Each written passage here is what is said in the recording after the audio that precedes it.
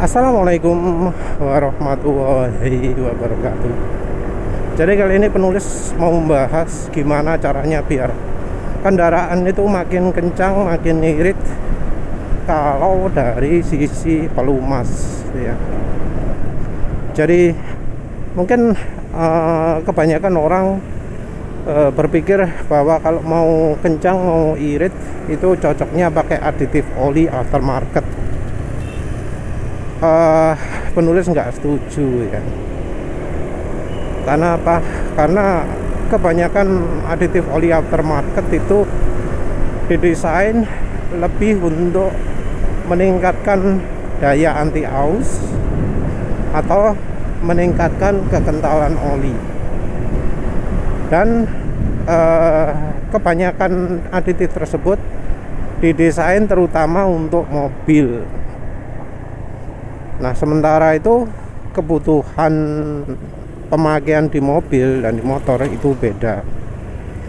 Kalau di motor itu butuhnya RPM-nya cenderung lebih tinggi, kekentalan butuh yang lebih stabil. Kalau di mobil butuhnya yang aditifnya lebih kuat ya. Jadi hati-hati. Mungkin pernah tahu, kalau dipakai di mobil aditifnya oke. Tapi kalau di motor ternyata nggak oke. Jadi harus hati-hati soal itu ya. Terus apa sih yang terutama bikin performa motor meningkat? Motornya kencang, motornya irit. Nah, ini kita harus betul-betul tahu ya kekentalan olinya yang pas itu berapa. Dan kalau kita ngomong kekentalan oli, kita juga harus bicara merek. Mereknya itu oli ternama atau bukan. Terus kalau misalnya membandingkan kekentalan, jangan sampai mereknya beda ya. Karena merek beda, itu kekentalan bisa beda, formula bisa beda, dan kesan yang kita dapat itu bisa beda. Walau bahkan mereknya sama, tipenya sama pun kita juga harus hati-hati. Karena oli yang bahannya lebih encer bisa jadi pakai bahan yang lebih mahal, sehingga dari sisi kemampuan olinya itu bisa beda. Jadi memang ya, kita pertama itu kekentalan, tapi kekentalan sendiri nggak 100% menjamin kemampuan oli. Ada juga dari aditif pengentangnya, dari bahan dasar oli yang pakai PAO, pakai ester, pakai minyak goreng, dari aditif anti ausnya, aditif extreme pressure-nya.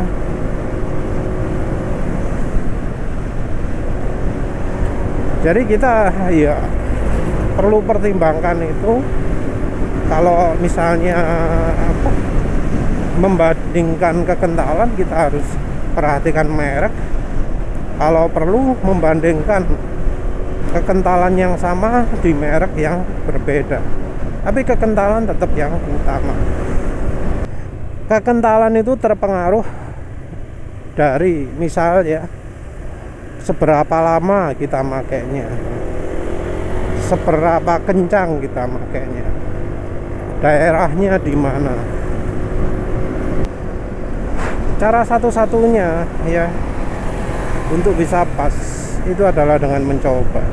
Kita nggak bisa ya pakai acuan orang lain, nggak bisa menjiplak caranya orang lain gitu. Nggak bisa tanya, Mas enaknya pakai oli apa gitu ya. Karena ya bisa jadi orang lain itu kondisinya beda. Misalnya sering suka ngebut, kalau keluarnya siang-siang atau jalannya kalem-kalem. Kalau keluar cuma ketika sudah dingin, cuma subuh, cuma setelah maghrib itu ya, waktu pemakaian itu sangat berpengaruh. Waktu pemakaian berpengaruh, cara pemakaian berpengaruh, tempat pemakaian berpengaruh, banyak ya.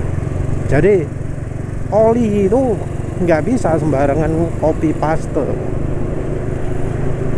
nggak bisa sembarangan niru gitu. Jadi bahkan oli yang misalnya dipakai untuk penulis pun ya bisa jadi terlalu kental, terlalu encer.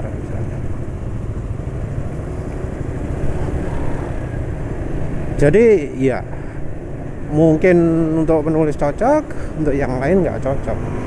Tentu kalau misalnya membandingkan antara merek ini dengan merek ini gitu ya, oli ini nggak awet, oli ini awet gitu, itu kadang masih ada efeknya. Tapi tetap ya, kalau kita pingin performa yang paling prima, itu nggak niru, harus coba-coba sendiri, cari kekentalan yang pas. Dan untuk kekentalan ini kalau pakai campur minyak goreng lebih gampang ya. Jadi kalau misalnya daerahnya nggak terlalu panas itu, masa pakai meseran B40 cocok, pakai meseran B40 dengan 10% minyak goreng cocok. Terus ya tinggal dicoba, apakah dengan 10% itu masih terasa berat olinya.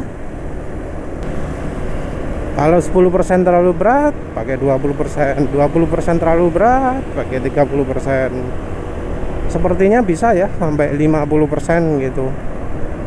Jadi untuk yang daerahnya dingin 50% meseran B40, 50% minyak goreng. Nah selanjutnya ya, kenapa kok misalnya nggak pakai minyak goreng aja 100% gitu? Kenapa kok nggak pakai meseran tok 100%? Nah ini ada faktor lain lagi ya.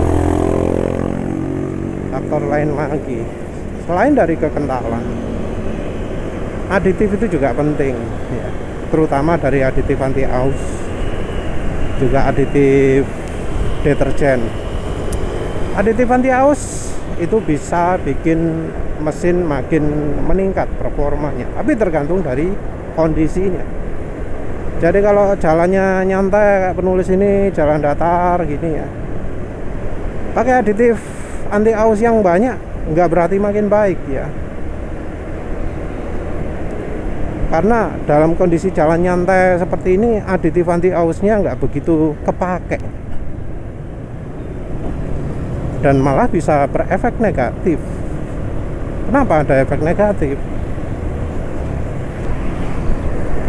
Terlalu banyak aditif ZDDP itu akan mempengaruhi pembakaran juga, karena ya aditifnya akan bagaimanapun juga akan luntur ke ruang bakar. Jadi ketika oli melumasi dinding silinder, disapu ya mungkin agak bersih, tapi kan ada partikel-partikel kecil itu ya. Nah itu bisa menambah kerak di sekitaran piston itu ya. Nah kerak itu bisa mempengaruhi performa. Bisa, kalau misalnya kalsium misalnya, bisa meningkatkan potensi pre-ignition. Nah kalau ZDDP ya mengurangi daya bakarnya ya, karena yang namanya kerak di ruang bakar itu pasti mengganggu. Kalau dari pengalaman penulis sendiri, oli yang banyak aditif, baik ZDDP ataupun kalsium ataupun deterjennya, itu tenaga mesin nggak bisa keluar. Jadi penulis pakai oli samping kan ya, biasanya untuk nambahkan aditif anti aus, walau nggak selalu ZDDP karena memang resepnya beda-beda. itu seringkali tenaga jadi berkurang. Jadi penulis nggak pernah nambahkan banyak-banyak.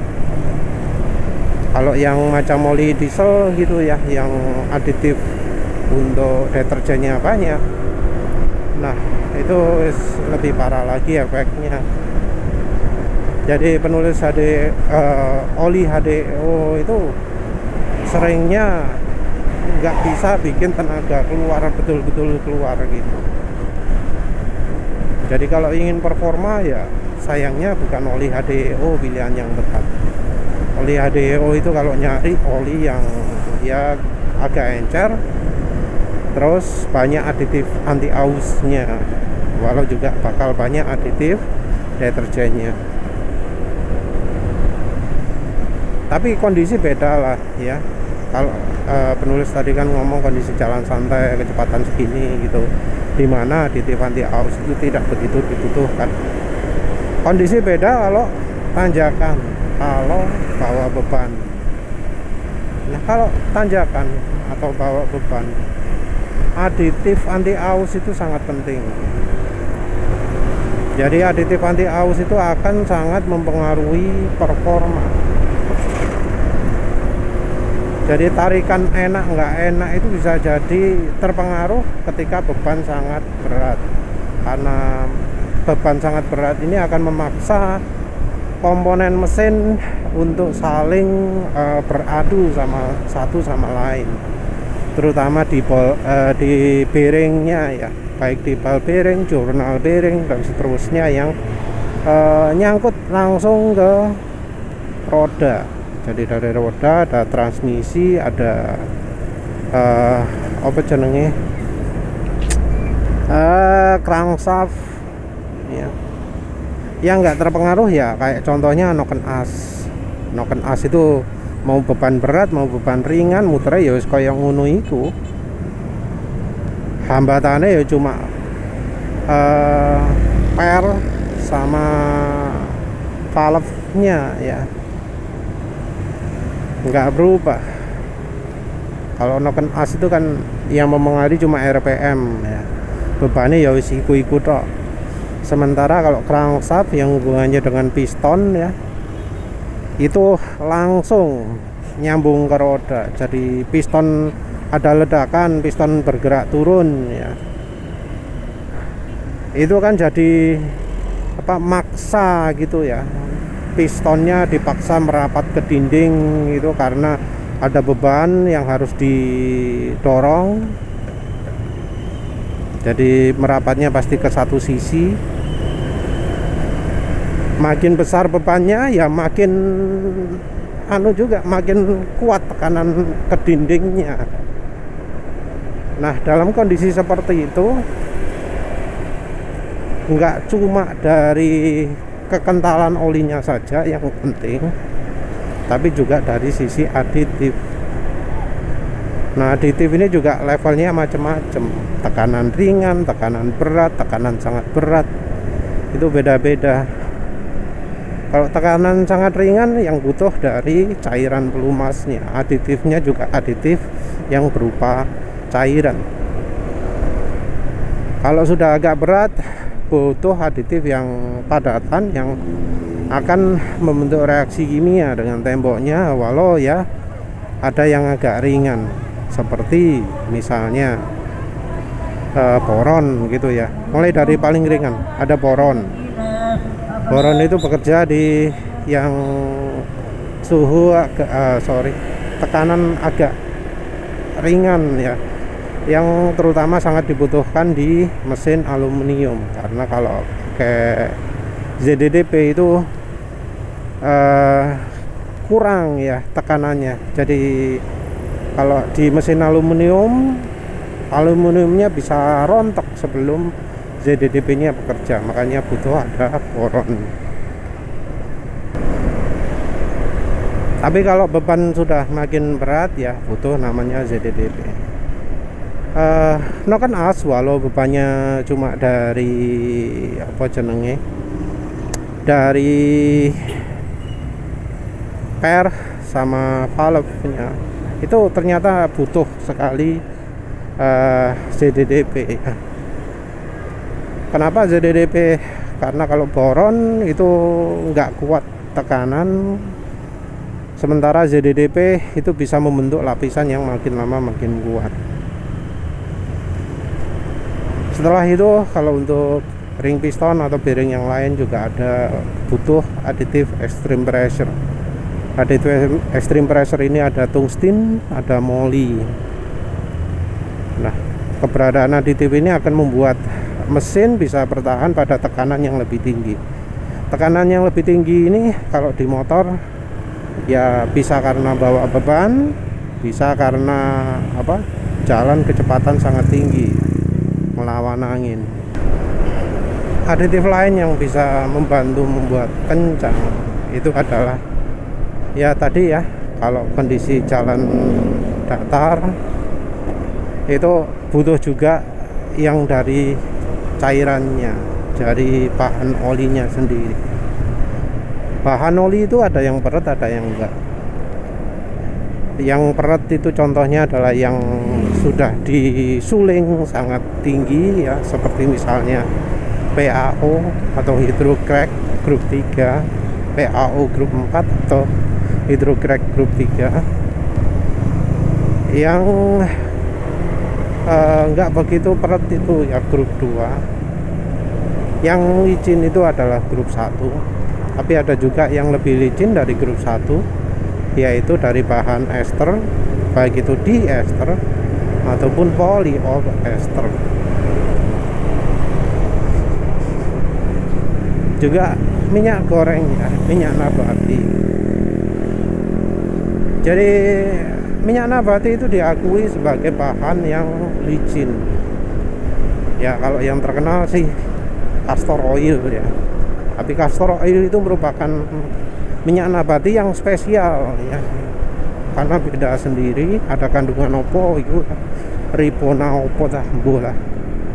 Tapi itu akan membuat efeknya jadi beda ketika dipakai sebagai campuran oli mesin dibanding minyak nabati yang lain. Nah, minyak nabati yang penulis rekomendasikan itu ya selain dari castor oil. Jadi penulis rekomendasi jangan pakai castor oil untuk campuran oli mesin. Untuk campuran 2 tak pun ya cuma aman untuk campuran di bensin, itu pun setelah dicampuri dengan PAG.